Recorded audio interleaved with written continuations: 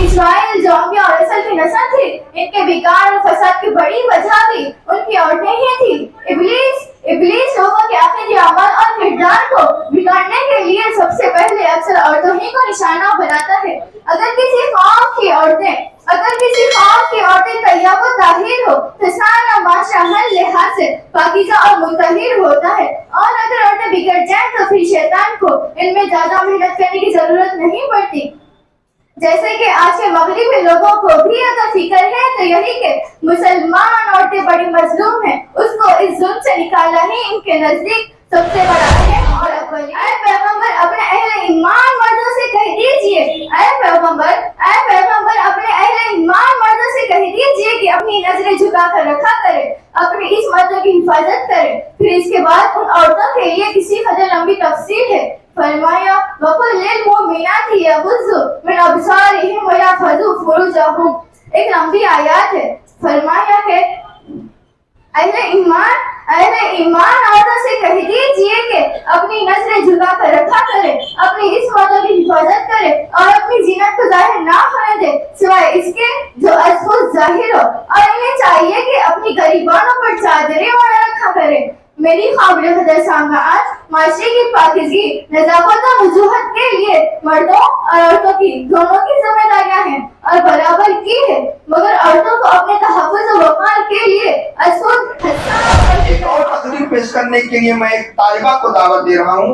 یہاں چونکہ خواتین ہیں اور طلبات کی والدہ اور بہنیں وغیرہ آئی ہوئی ہے، لہذا ایک خاتون کو اپنی زندگی اسلامی طریقے سے کیسے گزارنی چاہیے اور شوہر کی اطاعت، اسی طرح سے گھر کی ذمہ داریاں، اسی طرح سے اپنے بچوں کی تعلیم و تربیت کس انداز سے ہونی چاہیے، ایک مومنہ عورت کیسا بننا چاہیے، میں اس عنوان پہ خطاب کرنے کے لیے میں منور خان کو دعوت دے رہا ہوں، وہ آئے اور اپنے عنوان کی وضاحت کریں۔ ان کا عنوان ہے باوقار مومنہ۔ ذرا غور سے تقریر سنیے گا، خواتین کی خصوص میں گزارش کروں گا کہ غور سے ان کا جو ہے اس بچی کا خطاب سنو، تقریر سنو۔ نحمده ونصلي على رسوله الكريم، اما بعد، اعوذ باللہ من الشیطان الرجیم، بسم اللہ الرحمن الرحیم، اما بعد فقد قال اللہ تعالی وَقُلْ لِلْمُؤْمِنَاتِ يَغْضُضْنَ مِنْ أَبْصَارِهِنَّ وَيَحْفَظْنَ فُرُوجَهُنَّ وَلَا يُبْدِينَ زِینَتَهُنَّ۔ اس محفل علم و نور میں زینت صدرات میری قابل قدر اساتذہ کرام اور طالبہ علم کی ہم سفر ساتھیوں اور بہنوں، السلام علیکم ورحمۃ اللہ وبرکاتہ۔ مجھے آپ کے سامنے جس موضوع پر کچھ عرض کرنے کا موقع ملا ہے وہ ہے باوقار مومنہ۔ انداز بیاں گرچہ بہت شوق نہیں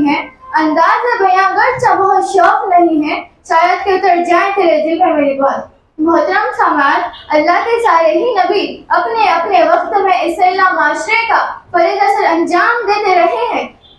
ہم سب کے آخری رسول ہمارے آقا جناب محمد رسول اللہ کی تعلیمات انتہائی سہل، صاف، سادہ اور فطری ہونے کے ساتھ ساتھ قیامت تک کے لیے محفوظ و معمول بھی ہے۔ کوئی باشعور اس سے انکار نہیں کر سکتا کہ اللہ کی زمین پر بسنے والی اشرف المخلوقات میں بنت حوا اس دھرتی اور اس معاشرے کا انتہائی خوبصورت اور بجمال حصہ ہے۔ یہ بنت حوا کی گود ہی ہے جو ساری نسل آدم کے لیے ایک اولین مدرسہ ہے۔ تمام انبیاء و رسل، صدیقین و شہداء، صالحین اور بلند پایہ مفکرین و مصلحین سبھی نے اپنی اپنی ماں کے گودوں سے پرورش پائی ہے، تبھی ان لوگوں کی نیکی و صالحیت اور صلاحیت سارے تقبے کے لیے اولئک ہم خیر البریہ کا تہمہ لائی ہے۔ اور کہنے والوں نے تو یہاں تک کہا ہے کہ ہر بڑے آدمی کے پیچھے کسی نہ کسی عورت کا ہاتھ ضرور ہوتا ہے، مگر ان اعزازات کے باوجود عورت کی شخصیت، جیسے کہ تاریخ انسانیت بتاتی ہے کہ اس معاشرے میں بڑے خطرناک پہلو بھی رکھتی ہے کہ جہاں قوموں کے بڑھنے میں اس کا کردار قابل فخر ہے تو اس کے بگڑنے میں بھی اس کا بڑا حصہ ہے۔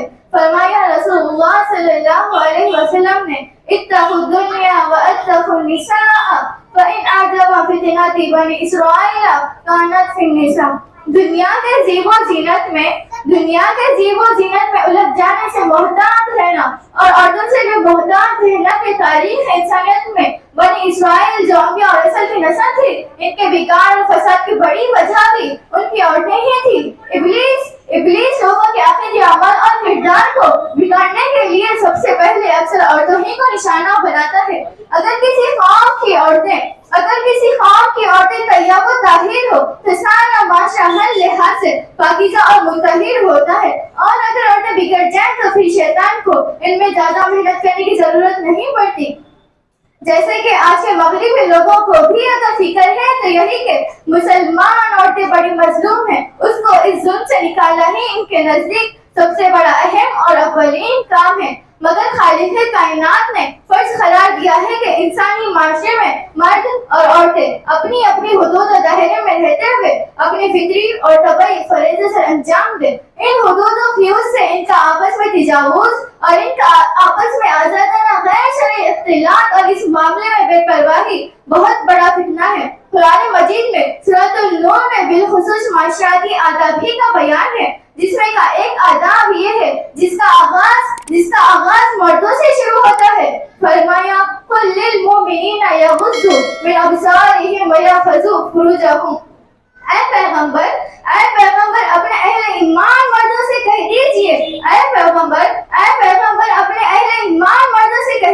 کہ اپنی نظریں جھکا کر رکھا کرے، اپنی اس مردوں کی حفاظت کرے۔ پھر اس کے بعد ان عورتوں کے لیے کسی قدر لمبی تفصیل ہے۔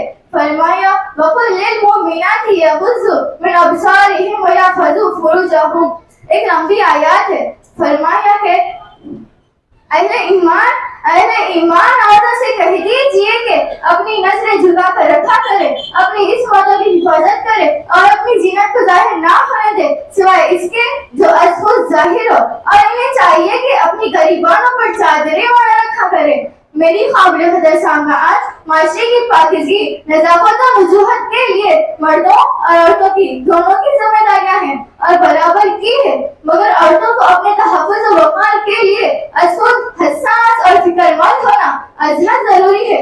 جیسے کہ ان آیات طیبہ میں مردوں کے لیے اختصار مگر عورتوں کے لیے کسی قدر لمبی تفصیل ہے، مگر افسوس کے نئی تہذیب اور نئی روشنی آزادی نسواں کی ظالمانہ خبیث تحریک نے اس صنف نازک کو اپنے عز و شرف سے بے انتہا عاری کر دیا ہے۔ اسے آزادی تو کیا ملنا تھی، الٹا اور زیادہ ظلم و ستم کی چکی میں پیسنے لگی ہے، اور مزید یہ کہ اسے اس کا کوئی احساس بھی نہیں۔ مجھے تہذیب حاضر نے عطا کی ہے وہ آزادی کہ ظاہر میں تو آزادی ہے، باطن میں گرفتاری۔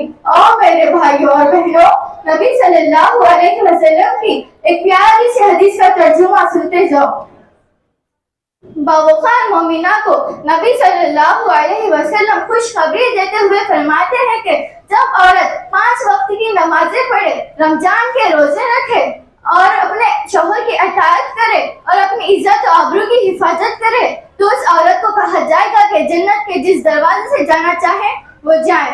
آخر میں اللہ تعالیٰ سے دعا کرتی ہوں کہ اللہ تعالیٰ ہم تمام امت مومنہ کو اسلام کے نیک راستے پر چلنے کی توفیق عطا فرمائے۔ آمین ثم آمین، وآخر دعوانا الحمدللہ رب العالمین۔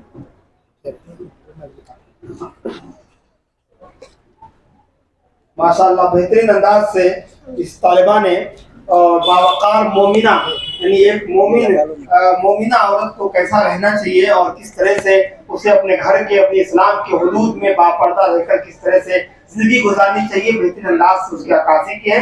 آپ کی تقریر سے خوش ہو کر لوگوں نے آپ کی حوصلہ افزائی کی ہے، یہ آپ اپنا انعام لے کے جائیں۔ اس کے بعد ایک طالبہ ہے